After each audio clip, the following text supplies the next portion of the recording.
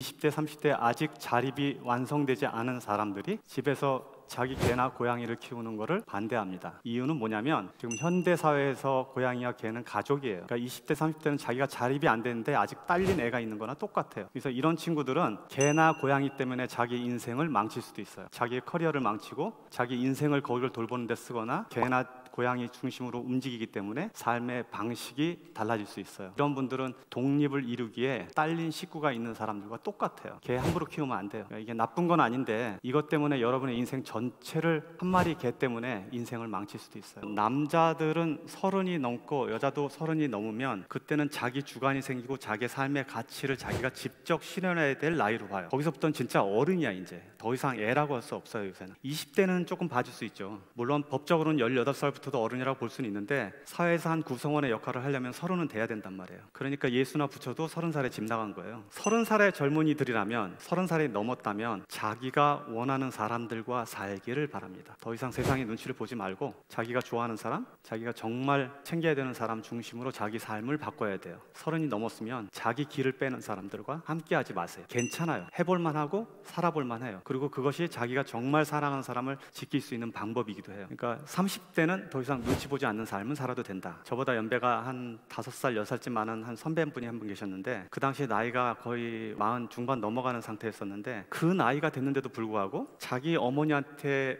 음식을 얻어먹지 못한 것을 계속 투덜거리더라고요. 그래서 아니 그 나이에 그 어머니 욕을 음식 못 얻어먹었다고 하냐 그랬더니 이게 자기의 평생의 상처로 남아있다는 거예요. 그래서 그때 사람이 어렸을 때 음식을 주는 사람이 얼마나 중요한가를 알았어요. 여성 사업가들 지금 사업하면서 가정 지키고 같이 사업하고 사업도 이루고 아이들도 키우는 거 굉장히 어렵거든요. 그런데 이 아이가 어렸을 때 엄마의 음식을 먹지 못한 아이들은 내가 알고 있는 그 선배와 같은 이야기를 나중에 할 수 있어요. 자기 어머니가 자기의 가정을 다 일으켰을지라도 삶을 복잡하게 살고 여러 관계에 있는 사람들은 보면 여러 사람이 눈치를 보게 돼 있다. 이 사람 저 사람한테 인정도 받아야 되고 확인도 받아야 되고 애정도 받아야 되고 거꾸로 주기도 해야 되고 이런 삶이 되게 복잡하게 되는데 제가 제 인생을 쭉 되돌아보니까 내가 인정받을 사람은 딱 두 사람밖에 없더라고요. 누굴까요? 두 사람. 15살 때 나와 65살 됐을 때 나. 이게 무슨 얘기냐면 내가 어렸을 때 꿈꿨던 사람이 지금 나이여야 되고 내가 늙어서 은퇴하고 난 다음에 보니까 그때 내가 되게 멋있다라고 생각하는 사람이라면 더 이상 바랄 게 없는 인생을 사는 거예요. 그러니까 남 눈치 보지 말고 사세요. 내 눈치 보고 살으라.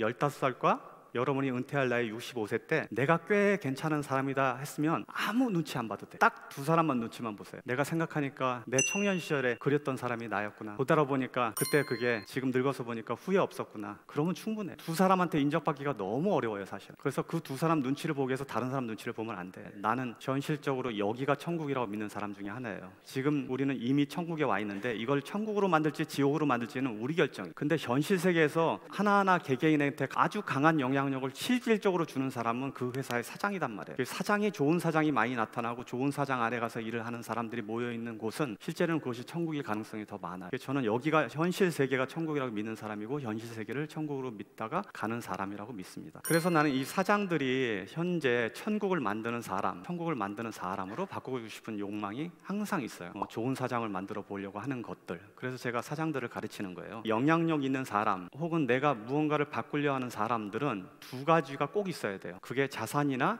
실제 영향력이에요. 그러니까 인기라든지 정치 권력이라든지 혹은 이런 거가 있어야지 이 사람이 세상을 바꿉니다. 그런데 바꾸기 전에 이 두 가지가 없는데도 불구하고 이거를 바꾸려는 사람들은 실제로는 안 바뀌니까 바뀔 방법이 없어요. 그래서 나는 세상을 바꾸고 싶어하는 사람은 먼저 자기를 바꾸는데 노력해야 된다고 믿어요. 먼저 자기를 바꾸는 일이 자산이나 영향력을 가지는 일이에요. 나는 젊은이들한테, 특히 여기 있는 젊은 친구들한테 세상을 바꾸려고 도전하기 전에 먼저 자신을 바꿔서 그 힘을 보유한 힘으로 나중에 세상을 바꾸라고 요구합니다. 그리고 이미 그 힘을 이해하지 못한 상태에서 그 힘을 가진 사장들에게는 인제 세상을 바꿀 힘이 있으니까 그때 나서서 바꾸라고 요구하는 거예요. 여러분들은 만약에 세상을 바꿀 욕심이 있다면 자산과 영향력을 확보한 다음에, 즉 스스로 독립을 이루고 난 다음에 그 여분의 힘으로 다른 사람의 인생을 바꾸는데 들어가시기를 권고하고 있어요. 농사를 짓다 보면 저희 이제 농장 안에 서면 거기 땅이 끝에가 잘 안 보여요. 밭을 계속 갈아낸다고요. 뭘 심기 위해서. 그래서 밭을 갈고 나면 그 간 밭에 뭐를 심어야 되잖아요. 뭐를 심기 시작합니다. 계속 늘려가면서. 근데 이거를 거꾸로 한번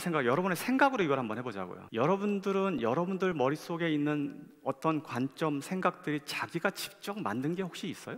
이거는 내 독창적인 아이디어라는 게 뭐가 있어요? 사람들은 보통 책을 읽고 자신의 지식의 지평이 점점 넓혀가요. 괜찮아, 넓혀가는데 그 넓혀간 울타리 안에다가 뭘 심으세요? 저는 울타리를 밀어내고 계속 그 농장을 키워가고 있는데 그 안에다 그걸 키우고 나면 그 안에다 뭘 심는단 말이에요. 자, 여러분들 다 책을 보고 여기 온 분들이에요. 책을 읽으면 이 생각의 지평이 넓어지긴 해요. 못 보던 관점들이 자꾸 보이니까. 그래서 넓어진 다음에 그 넓어진 영역 안에는 도대체 뭘 심냐 이거예요. 내 걸 뭘 만들어서 그 안에다 가둘 거예요. 그래서 나는 책을 읽는 것으로 끝나는 것이 아니라 그 책을 읽고 질문이 생겨서 그 질문에 답을 유추해가는 과정이 그 경계 안에 다 들어가야 된다고 믿는 사람이에요. 이걸 하지 않으면 여러분들은 책의 위험에 빠져갖고 오히려 책이 읽는 게 독이 될 수도 있어요. 좋은 책이라는 것은 책을 읽고 난 다음에 그 사고의 지평이 넓어져서 질문이 나오는 거예요. 그러니까 나쁜 책은 정답을 주는 거예요. 사장학개론은 정답을 자꾸 주잖아요. 이게 나쁜 책이에요, 사실. 그래서 내가 이게 나쁜 책이 될까 봐 조심스러워서 책 서문에 이것대로 하면 안 됩니다라고 써놨단 말이에요. 이 이야기가 그 이야기예요. 내 사고의 지평을 연 다음에 여러분들이 어떤 책을 읽어도 상관없어요. 넓어진 지평 안에 자기의 사고를 집어넣어서 차곡차곡 심어야 돼요. 농사 짓듯이. 그러려면 어떻게 돼요? 그 책의 본질을 이해하고 난 다음에 이게 옳고 그른지 자기 판단에 따라서 다시 사고해야지. 아무리 위대한 사람이 썼어도 거기에 쓰레기 같은 말이 들어갈 수 있는 거예요. 혹은 이미 방향성이 바뀌어서 그거에 반대로 해야지 되는 경우도 있어요. 그러니까 이런 경우로 사고의 지평을 연 후에 거기에 내가 가진 지적 내 작물을 그 땅 안에다 하나하나 심으세요. 이게 제가 독서를 할 때의 방식으로 여러분들한테 권하는 방법이에요. 유명한 사람들의 책을 읽으면 도움이 되기보다는 오히려 힘이 빠지는 경우도 있어요. 왜냐하면 그 중압감이 어떻게 이 사람은 이걸 이렇게 알았을까? 왜 나는 이런 생각을 못했을까? 이건 되게 대단하다 하면서 대단한 사람들만 보여요. 그러니까 이게 주저앉아진다고. 이렇게 사람이 머리를 눌러갖고 주저앉은 거 피려면 어떻게 돼요? 계속 이 무릎을 굽혔잖아요. 책도 읽으면 또 이렇게 되고 또 피라고. 이 피는 과정이 생각하는 과정이에요. 스스로 생각하는 거예요. 생각해서 그 책에 있는 사실이 사실인지 아닌지, 내 거의 의견을 받아들일지 말지, 어떤 건 좋은지 나쁜지를 분석해서 그거를 다시 자기 마음속의 지평 안에 내 생각을 심어버리라고요. 그럼 어떤 책을 읽어도 어떤 위인을 만나도 내가 똑바로 쓸 수 있다고요. 내 관점이 생기니까. 그래서 저는 제일 좋은 책을 그래서 산책이라고 표현해요. 책을 읽고 산책을 하면서 그 책에 대한 내용을 다시 내 걸로 소화해서 따로 만드는 것. 이 과정이 책 읽은 사람은 꼭 봐야 돼요. 이렇게 거의 3,000명에 가까운 사람이 와 있는데 책 한 권 때문에 이렇게 왔다? 이거 말이 안 된단 말이에요. 그럼 여러분들은 내 생각에 다 포함된 거잖아요. 독자적으로 생각한 게 아니고. 그래서 오늘 가셔서는 앞으로 책을 읽을 때는 열려진 지평 안에 내 생각을 따로 심어서 그 안에 내 작물을 따로 심으세요. 그러면 여러분의 스토리가 따로 나올 거예요. 책을 보는 관점도 틀려지고. 그러면 책의 피해가 없어져요. 안 그러고 이거를 문자 그대로 받아들이고 이해하면은 거기에 나온 방식 그대로 하다 보니까 우리 둘 다 망하는 거예요. 사실은 성공을 못하는 이유는 크게 제가 보기엔 두 가지예요. 하나는 운이 없고 하나는 노력을 안 해서 그래요. 다른 이유 별로 없어요. 어떤 사람은 성공했고 어떤 사람은 왜 성공 안 했을까? 이 두 가지예요. 근데 여기에 작은 성공을 하는 거는 대부분 노력으로 가능해요. 혹은 뭐 적당한 부자로 사는 건 열심히 노력하고 하면은 그거는 거의 대부분 가능해요. 그런데 큰 성공을 이루려면 운이 들어가야 돼요. 나는 사업에서 한 500억, 최소 500억, 300억 혹은 1000억 이상에 넘어가는 이런 사업을 일군 사람들은 대부분 운을 잘 만났기 때문이라고 믿어요. 저 역시 마찬가지예요. 저도 운이 없었더라면 이 자리에 이렇게 있었고 사업으로 이렇게 크지도 않았을 거예요. 제 사업가 제자들 중에 유명한 프랜차이즈 오너들이 되게 많은데 거의 뭐 몇백 명 될 거예요. 근데 이 제자들 중에 자기 브랜드를 하나를 전국적으로 인식할 정도로 키운 다음에 그 다음에 두 번째 브랜드를 또 성공시킨 사람을 거의 못 봤어요. 사실은 딱 한 명밖에 못 봤어요. 그 외에는 그렇게 많은 제자가 있는데 두 번째 브랜드 아무도 성공 못 시켰어요. 근데 한국에는 수많은 브랜드가 계속 아직도 태어나고 있다고요. 유명 브랜드들이. 그 유명 브랜드를 만든 사람도 누굴까?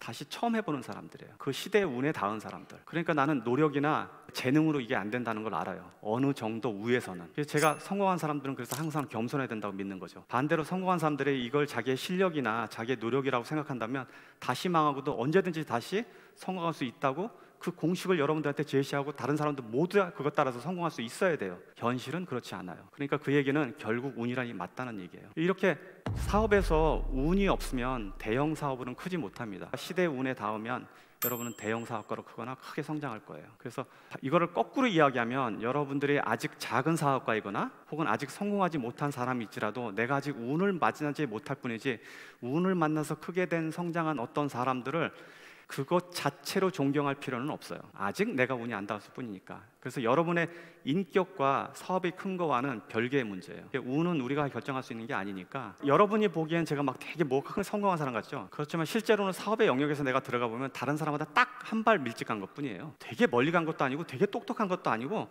뭔가 굉장히 열심히 한 것도 아니에요. 누군가에 비해서 그냥 한 발 조금 앞에 간 거예요. 우리가 바둑이나 장기는 능력 있는 사람이 뭐 몇 수 앞을 나르다 보는데, 사업은 사실은 한 수 앞만 내려봐도 그 사람이 사업으로 성공할 수 있어요. 생각보다 쉬워요. 그게 바로 사업의 묘미예요. 그래서 어떤 일을 하건, 직장이건 여러분이 회사를 운영하건 다른 사람 경쟁자보다 한 발 앞에만 가게 하세요. 한 발. 많이 안 가도 돼요. 나는 여러분들이 어떤 목표를 가지면 목표를 세분해서 꾸준히 하는 거야말로 정말 큰 힘이라고 믿어요. 나 팔굽혀펴기 10개도 못 하는데 100개를 언젠가 한다 그러면 되게 큰 일처럼 보이지만 3개월 후면 100개 하는 거예요. 실제로 하루에 하나씩 늘리는 거는 그게 큰 일 아니에요. 죽가라고 애쓰면 하나씩 늘어가. 그러니까 어떤 분이 만약에 나 팔굽혀펴기를 100개 하는 몸을 가지고 싶다 그러면 100일 후면 가능한 얘기예요. 저는 이제 이 얘기를 왜 하냐면, 지속적으로 끈기 있게 하는 것이 얼마나 무서운가를 평소에 여러분들한테 좀 인지시켜 줄 수 있을까 해서 한 소리예요. 제가 되게 잘하는 게 뭐냐면, 나는 뭐를 굉장히 뭐를 유능하게 하는 사람은 아닌데 무슨 목표나 방향성이 생기면 정말 꾸준한 사람이에요. 그리고 되게 오래 기다릴 수 있는 사람 중에 하나예요. 그러니까 이게 가능하니까 결국은 이루어지더라고요. 의사가 저보고 검사를 한번 받았는데 살을 빼라는 거예요. 한국 표준 몸무게가 얼마라 그러면서 뭐 한 4, 5kg 뺐으면 좋겠다고 그러더라고요. 그래서 4, 5kg 빼는 방식을 어떻게 했냐면, 제가 갖고 있는 핸드폰의 패스워드를 그 몸무게로 바꿨어요. 그거를 갖다가 2년 쳤어요. 2년. 아무것도 달라진 거 없어. 내 생활의 습성이 별로 달라진 거 없어요. 단기간에 뺄 생각이 없었으니까. 그냥 2년 하니까 2년 한 어느 날 거기에 가 있더라고요. 무언가를 내가 그 2년 동안 이게 치는 게 그거 쉬운 일 아닙니다. 패스워드를 번호가 공개될 가능성을 유지해가면서 그걸 똑같은 거를 친다는 건 쉬운 일이 아니잖아요. 이거를 2년 치니까 그 원하는 몸무게에 가 있더라고요. 그게 꾸준히 할 수 있다는 게, 사실은 2년 동안 4kg, 5kg를 빼려면 얼마나 조금씩 뺐겠어요. 근데 이게 되게 좋은 장점이 뭐냐면, 앞으로 찔려도 2년 걸릴 거거든. 그러니까 되게 오래 가는 거예요, 그게. 그래서 여러분들이 끈기 있게 꾸준히 한다는 거는 사실 굉장히 강력한 힘을 가져요. 이건 맨날 여러분들이 어디서 들을 거예요. 그렇지만 저는 저 인생 전체가 사실은 그렇게 구성돼 있어요. 제가 뭐 고등학교 때 특별히 공부를 잘했던 거 알고 좋은 대학을 막 우수한 성적으로 간 것도 아니고, 저는 미달로 갔으니까. 결국 미달로 갔더니 내가 꼴찌한 거 아니에요. 무슨 기능이나 재주가 있는 것도 아니고 뭐 자격증이나 이런 것도 하나 없는 사람이에요. 기껏 갖고 있는 거는 그 운전면허증밖에 없단 말이에요. 그런데도 불구하고 사업을 이루고 사람들한테 영향력을 줄 수 있는 사람이 됐다는 것, 이거는 무언가를 꾸준히 끈기 있게 한 것밖에 없어요. 제가 목표를 노리면 그 목표가 이루어질 때까지 한 번도 그거를 잊어버린 적이 없단 말이에요. 이거 하나만 잘한 거예요. 그래서 여러분들이 어떤 목표를 이루면 하루에 한 개 더 하듯이 그거를 위해서 한 발 한 발 나가는 거, 이게 얼마나 중요한 일인지 다시 한번 새삼 느껴보기 바라요. 제가 나오는 유튜브 영상이 꽤 많은 걸로 알고 있는데 사실은 한 번도 안 봤어요, 거기 있는 거를. 어느 날 이제 비행기 타고 오다가 하도 심심하니까 뭐한가 내가 4시에 와서 밥 만들어 먹는다는 무슨 조그만 쇼트 같은 게 하나 떠 있더라고. 그래서 하도 공항에서 심심해서 그거 밑에 있는 걸 봤더니, 원래 댓글도 안 보는데 그날 이상하게 보게 됐어. 근데 그 댓글 중에 하나가 눈에가 아직도 기억이 나는 거예요. 뭐라고 썼냐면, 회장님만 4시 반에 출근할 게 아니라 직원도 4시 반에 출근하게 해주세요, 그러는 거예요. 그러니까 이게 이제 삐죽거리는 거예요. 너만 일찍 와서 밥 먹니? 우리 직원들도 일찍 와서 밥 먹게 해줘, 이런 거죠. 그럼 그 얘기를 할 때 나는 새벽 4시 반에 출근한 건 얘기 안 했잖아. 그러니까 물론 이제 그걸 설명할 수 있는 방법은 아닌데, 어떤 사람들은 어떤 사람들을 대할 때 항상 삶에서 삐죽거리는 인생을 살아요. 이게 삶의 태도를 규정하는데 굉장히 중요한 요인 중에 하나예요. 내가 누군가를 볼 때 고운 눈으로 안 보고 비판하는 눈으로 본다는 건, 어떤 사람은 비판이 되게 무언가 철학적이고 깊은 통찰을 가진 것처럼 보이지만 실제로는 그 사람의 인생을 해칩니다, 그게. 그래서 삐죽거리는 인생을 사는 사람은 삐죽거리는 인생을 맞게 되죠. 종말이 대부분 다 그렇더라고요. 비판적인 사고로 누군가를 평가하고 험담하거나 그것을 폄하하는 사람들은 자기 인생이 결국 그걸로 흘러나갈 수밖에 없게 짜지는 거예요. 그래서 그런 사람들은 외로움, 금신, 걱정 뭐 이런 거로 그냥 매 인생이 그렇게 하다가 종국에는 아무도 나를 알아주지 않는구나 하는 모습으로 끝나게 되죠. 그래서 여러분들이 누군가의 성공을 보거나 혹은 주변에 어떤 사람들을 보면 나도 그것을 모방하고 싶다면은 그 사람의 좋은 점을 찾아서 그 좋은 점을 자기 안에 드러놓는 게 더 현명할 거예요. 여러분이 만약에 신용카드를 오늘 다 없애버리고 현금으로 그 돈을 쓰기 시작한다 그러면 생각보다 그렇게 돈을 안 쓸 수도 있어요. 카드이기 때문에 쓰는 거예요. 지금은 안 내기 때문에 쓰는 거예요. 그래서 나는 젊은 친구들은 미래의 소득을 가져다가 현재 쓸 생각을 하지 마시길 바래요. 그래서 자본이 모일 때까지, 즉 자기가 독립할 때까지는 그걸 모으는 과정이 꼭 필요해요. 우리 농장에 닭이 있는데 내가 닭을 한 마리 키운다고 생각합시다. 암탉 한 마리, 수탉 한 마리 있어. 그런데 암탉 한 마리, 수탉 한 마리 키우면 알을 하루에 몇 개나 낳을까? 이틀에 3일에 2개 날 거예요. 하루 걸르고 2개 나고 하루 걸르고 2개 나고. 그럼 보통 하루에 하나씩은 먹으니까 매일 먹어도 모자라지. 그래서 내가 매일 뭘 먹으면 나는 닭장의 닭을 평생 채울 수 없는 거예요. 저축하는 과정이 필요해요. 닭이 알을 품으려면 알이 20일은 모아야 돼요. 알 20개는 품어요. 그걸 품으면 한 15개 정도 병아리가 돼요. 그래서 나는 진짜 알을 계속 푸짐하게 먹고 싶고 그걸로 닭장을 채우고 싶으면 이 암탉이 알을 낳아서 15개, 20개 모을 때까지 참아야 돼. 그럼 한 달 참아야 되는 거야. 병아리 알을 안 먹고. 이게 급여로 생각하면 1년, 2년 모으란 얘기예요. 요 과정이 우리 인생에 있어야 되는 거예요. 그러고 난 다음에는 무한급수로 늘어나요. 그 다음부터는 여러분 마음대로 할 수 있잖아. 몇 달 참은 걸로 어떤 사람은 평생 한 마리다 그거 죽으면 끝인데 어떤 사람은 몇 달, 2-3달 참은 거로 전 인생에 풍요롭게 살 수 있는 거예요. 그래서 여러분은 지금 내가 세금을 20% 내는 사람이면 이거 국가에 내는 거잖아. 나한테도 세금을 내라고. 그게 최소한 20% 이상 내서 보유하는 능력을 가져야 돼요.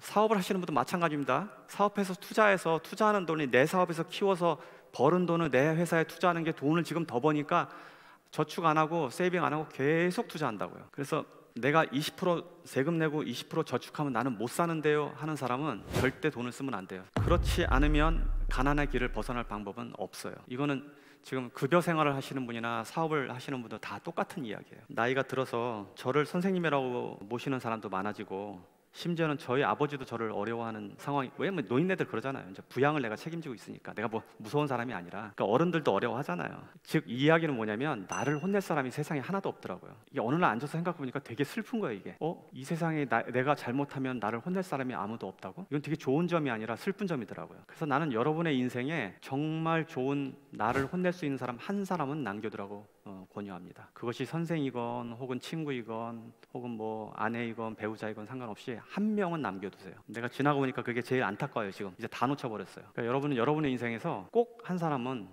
나를 혼낼 사람 남겨놓기 바라요. 나는 여러분의 실수나 실패를 어떤 사람이 실수하고 실패하는 것을 되게 자랑스럽게 생각하는 사람 중에 하나예요. 저 역시 실수하고 실패하는 거를 남한테 되게 떠벌리기 좋아하고 별로 부끄러워하지 않아요. 단지 부끄러워할 때 뭐가 부끄러워하냐면 그 실수나 실패를 가렸을 때 혹은 동일한 실수를 또 했을 때 요거 빼놓고는 아무것도 부끄러운 게 없어요. 자기 아버지가 자기가 사업을 하는데 그렇게 반대했다고 그래요. 그리고 자기가 몇 번 실패했는데 아버지가 집으로 돌아오라고 지방으로 내려오라는 소리에 오기가 생겨서 계속 사업을 해서 성공했다고 하더라고요. 나는 그 이야기를, 그 젊은이가 그 얘기를 하는데 무언가를 해서 실패하는 아들을 지금 두고 있다고?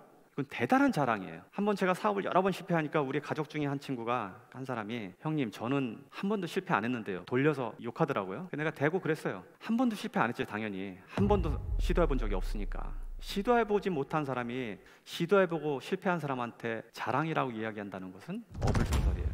나는 여러분들이 실패하는 것을 부끄러워하지 마시라고 항상 이야기합니다. 3가지만 하면 돼요. 부끄러워하지 말고, 남에게 숨기지 말고, 나를 속이지 마세요. 실패에 대해서. 실수, 실패 괜찮아요. 그것이 용인되고 그것이 받아들여지고 그것이 하나의 칭찬으로 생기는 문화가 이 안에 만약에 열어 있다면 굉장히 많은 사람이 도전하고 그 도전의 실패에 대해서 자극을 또 받고 그 안에서 수많은 성공이 일어날 거예요. 원래 한 번의 성공이라는 세상에 없어요. 실패가 씨앗이 돼서 그게 곡식처럼 내려앉아서 비료가 된 다음에 성공이 올라오는 거기 때문에 수많은 실패가 실제로 바탕이 돼야 된단 말이에요. 그러니까 여러분들이 어디서 실패하는 걸 갖다가, 나는 젊은 친구들이 와서 실패했다는 소리 듣는 거 되게 좋아해요. 심지어는 성공학 개론이 아니라 실패학 개론이 수업에 있어야 된다고 믿는 사람 중에 하나예요. 여러 사람의 실패의 그 공통점을 찾아서 실패는 공통점이 대부분 있어요. 근데 성공은 공통점이 없단 말이에요. 오히려 저런 사람의 실패를 보면서 내가 배워서 성공을 할 수 있다고요. 그래서 학문에서는 나는 성공학 개론보다 실패학 개론이 더 유용하다고 봅니다. 여러분이 최선을 다해서 뭐 했는데 실패했다면 절대로 부끄러워할 필요 없습니다. 그걸 부끄러워하는 사람하고는 인연을 끊으세요. 이타적인 행위가 가장 이기적인 결과를 가져온다. 가끔 저를 되게 이타적인 사람이라고 표현하는 분들이 있어요, 주변에. 내가 하는 행동의 일부는 이타적인 거 맞아요. 근데 그 이면에는 되게 이기적인 욕심이 있어요. 저는 사장을 가르치는 일 자체가 저한테는 수입도 안 되고 사실은 저한테는 경비도 안 나와요. 그리고 제 개인 수입이 워낙 높잖아요. 여기 안 오는 게 더 돈을 벌어. 근데 왜 이걸 할까? 이 사장들을 바꾸면 무언가 세상이 좀 더 바꿔질 거를 기대하기 때문에 그래요. 그리고 제가 겪은 여러 실패를 이야기해서 이 사람들이 한두 번의 실패만 막을 수 있다면 그게 몇 년의 혹은 하나의 사업에 새로운 가치를 줄 수 있다 믿기 때문에 한 번씩 와서 이렇게 합니다, 강의를. 그리고 강의를 들은 사람 중에 최소한 한 명은 그날 인생이 바뀌어서 나갈 거라고요. 그러니까 그것 때문에 여기 와서 수업을 하는 거예요. 그런데 이런 이타적인 행위가 사실은 지극히 이기적인 행위인 거예요. 거기서 나온 이득이 누군가, 내가 하는 이 행위가 언젠가 누군가에게 그 사람한테 오지 않더라도 나한테 옳다는 것을 믿고 있어요. 사회 현상이 오든지 뭐 즉각적으로 우리 자식이 받든지 아니면 내 주변이 받든지 어디선가 어떤 방식으로 나는 돌아올 거라고 믿는 사람이기 때문에 그렇게 하는 거예요. 그러니까 여러분들도 누군가에게 이타적인 행위가 내가 도덕적인 사람이 아니더라도 이게 더 효율적이에요. 살아보면 친절을 베푸는 사람이 결국은 지나고 나면 더 이익이더라고요. 이기적으로 행동해서 자기의 이익을 순간순간 챙기는 사람이 좋은 결과를 받고 끝까지 종말이 좋은 적은 별로 못 봤어요. 그러니까 여러분의 이타적인 행동은 도덕심에 의해서 하지 않더라도 여러분의 이익을 위해서도 이타적인 행위가 여전히 더 효율적이라는 것을 강조하고 싶어서 이 얘기를 하는 거예요. 부자가 될 수 있다면 영혼을 팔 수도 있다는 생각에 악마와 부자가 되는 계약을 맺었더니 계약서의 첫 줄에 이렇게 써져 있습니다. 죽기 전까지 최선을 다하고 끝까지 포기하지 마라. 이게 비책이라고 써준 거예요. 여러분들이 어떤 꿈과 목표가 있다면 이 악마가 써준 첫 번째 글이 사기처럼 들리지만 사실일 가능성이 많아요. 나는 무언가를 이루는 사람들은 이걸 하고 있다고, 이걸 했고 이걸 지금도 이걸 하고 있을 거예요. 그래서 여러분들은 요 강의 안에서 악마와 계약을 맺을 필요도 없이 내가 무언가를 갖고 싶은 사람들은 딱 이렇게 하면 돼요. 죽기 전까지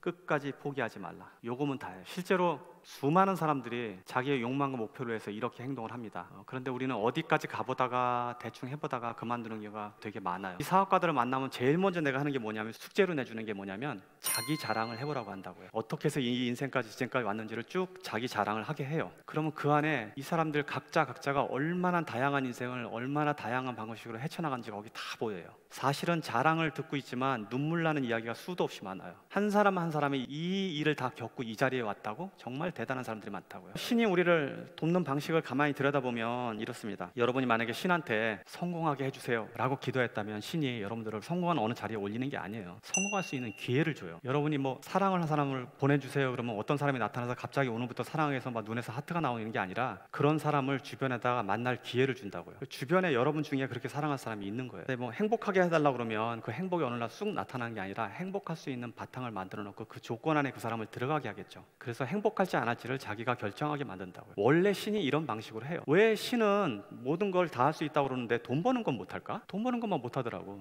그리고 그건 사람 시키더라고 꼭. 근데 그게 신이 하는 방식이에요. 원래 무언가를 할 때 그런 방식으로 해요. 그래서 사랑도 성공도 여러분들의 기회입니다. 기회를 베푸는 건 신이 해줄 수 있어요. 그러니까 수많은 기회가 있잖아요. 사업 기회가 없을까? 나는 사업을 어떻게 찾을까? 나는 어떻게 성공할까? 정말 수많은 기회가 있어요. 그러니까 신은 우리한테 즉각적으로 뭘 주는 게 아니라 그것을 해결할 기회를 주실 분이에요. 그 기회를 잡는 건 우리 몫이죠. 농담으로 그런 소리 있답니다. 어떤 사람이 복권에 당첨되려고 그렇게 빌었는데 복권에 당첨이 안 되는 거예요. 계속. 그래서 신한테 따졌어요. 내가 이렇게 애원하는데 왜 복권 당첨 안 해주냐고. 신이 뭐라고 그러는지 알아요? 복권은 사야 될 거 아니야.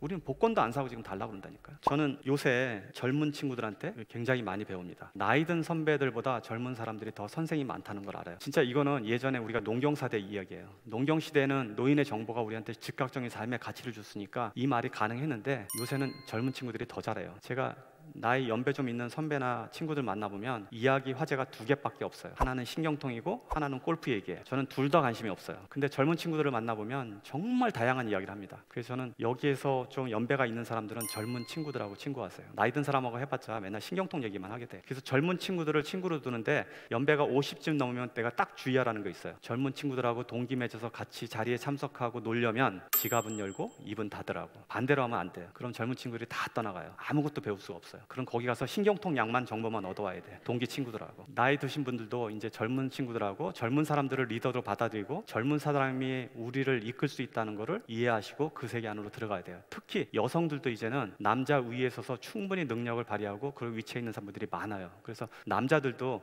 여성 상사를 모시는데 능숙해야 돼요. 이게 남녀 구분이 없어졌어요 이제. 그래서 젊은 사람과 여자를 상사로 모실 수 있는 능력, 리더로 받아들일 수 있는 것도 능력이에요. 사기꾼과 사업가는 종이 한 장 차이입니다. 성공하면 사업가가 되는 거고 실패하면 사기꾼이 될 수 있어요. 그래서 여기 이제 사업을 목표로 하는 사람들은 자기의 성공을 위해서 이 관점을 이해하시고 실패해도 사기꾼이 안 될 수 있도록 신용을 확실하게 만들어 놔야 돼요. 그리고 여기 이제 사장들이 그래도 많이 왔고 제 제자들도 눈에 많이 띄는데 저는 사장이란 자리는 내가 가르치긴 하지만 선한 자가 되는 과정은 아니라고 봅니다. 사장이란 자리는 괴물을 간 자리예요. 이 사장이란 자리는 다른 사람의 인생을 결정하고 다른 사람의 인생을 그 사람의 힘에 의해서 조정할 수 있는 능력들을 가진 사람들이에요. 사장은 사실 괴물이에요. 저는 이 사장들을 통제할 수 있는 괴물로 만드는 역할을 지금 하고 있어요. 괴물이 되는 건 좋아. 괴물이 돼야지 그 힘을 가지고 세상을 바꿀 수 있어. 대신 통제할 수 있는 사람이 되자. 나 스스로 통제할 수 있고 통제가 가능한 사람으로 되면 그 힘과 영향력으로 더 좋은 세상을 만들 수 있겠다 생각하는 거예요. 선한 자가 되면 아무것도 못 고칩니다. 우리는 선한 자가 착한 자라고 하지만 착한 자가 고칠 수 있는 게 생각보다 없어요. 아직 유약하기 때문에. 그래서 힘을 가진 괴물이 된 다음에 그 힘을 통제할 수 있는 사람이 돼서 여러분이 생각하는 것을 이루기 바래요. 내가 지금 돌아다보면 저는 지금 죽어도 전혀 여한이 없는 사람이거든요. 해볼 거 다 해봤어요. 가질 것도 다 가져봤고 우정의 끝까지도 봐갔고 되게 이쁜 여자도 살아봤고 그리고 정말 나를 존경하고 따르는 수많은 제자들이 있고 나보다 더 행복한 사람이 어딨어 세상에. 그리고 저는 가족 관계도 굉장히 좋아서 집안의 가족들의 그 문화가 사업가 치고 사업가를 넘어서도 우리 이런 문화 있는 집안이 거의 없어요. 누군가의 인생을 가만히 들여다본다면 굉장히 행복한 인생을 사는 사람이에요. 그래서 이렇게 행복한 사람이 살면 꽤 오래 이걸 누리고 싶잖아요. 그게 이제 사람의 욕망인데 이게 너무 행복한 데가 오래되다 보니까 자만감인지 모르겠지만 당장 오늘 죽어도 전혀 여한이 없단 말이에요. 근데 이 말을 여러분들 듣고 한번 자기 인생을 마치면서 저처럼 이렇게 해주셨으면 딱 좋겠어요. 내가 살아보니까 난 진짜 여한 없는 인생을 살았구나. 지금 죽어도 딱 아무것도 부러워할 것도 없고 억울한 것도 없구나 이런 생각을 하게. 그래서 여러분들이 이걸 하려면 내가 하고 싶은 것을 도전했다가 실패를 한 인생을 살았어도 괜찮아요. 오히려 무언가를 하고 싶었는데 막아서 못하고 나중에 죽을 때가 되면 그게 오히려 더 불행해질 거예요. 그래서 만약에 저처럼 인생을 살려면 해볼 거 다 해보고 실패하고 그 중에 일부는 성공하고 이렇게 해도 자기 인생을 마쳤을 때 부끄러움이 없고 꽤 괜찮은 삶을 살았다 이렇게 생각할 거라고요. 저라고 모든 것을 내가 해서 다 성공한 사람 아니에요. 그렇지만 이 정도면 저는 괜찮다고 생각하고 되게 보람 있게 살다 간다고 믿거든요.